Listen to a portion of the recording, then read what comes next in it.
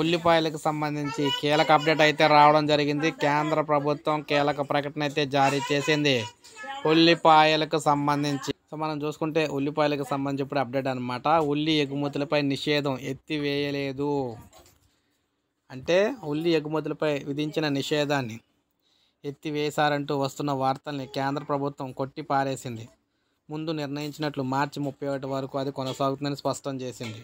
దేశీయ మార్కెట్లో పెరుగుతున్న ధరలను అదుపు చేసి తగిన నిల్వలు అందుబాటులో ఉంచేందుకు నిషేధం తప్పదని కేంద్ర వినియోగదారుల వ్యవహారాల శాఖ కార్యదర్శి రోహిత్ కుమార్ సింగ్ అయితే తెలియజేశారు. ఉల్లి ఎగుమతులపై ఆంక్షలు సడలించారంటూ గత 2 రోజులుగా వస్తున్న చక్కర్లు పుడుతున్నాయని వార్తలు పుడుతున్నాయి. దీంతో దేశంలో అతిపెద్ద ఉల్లి హోల్సేల్ మార్కెట్ అయిన లాసల్గావ్లో క్వింటా ధర ఫిబ్రవరి 19న 18,000 దాటింది. అంతకు ముందు రోజు క్రితం అది 1280గానే ఉంది.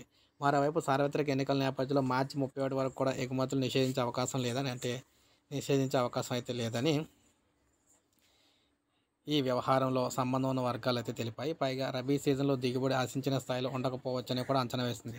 సో ఫైనల్గా ఎందుకంటే రానున్న రోజుల్లో ఉల్లి దిగుబడులు తక్కువగా ఉంటున్నాయి. అందువల్ల సో నిషేధం అనేది ఇక్కడ తొలగించామంటే తీసేసామంటే అందరూ ఎగుమతి చేస్తారు. అప్పుడు ఉన్నదానికైతే రేట్లు అయితే పెరిగిపోతాయి. ఇప్పటికే దిగుమతి తక్కువగా ఉంది కాబట్టి రాబోయే ఎండాకాలం సీజన్లో ఉల్లి ధరలు మరింతగా పెరుగుతాయి.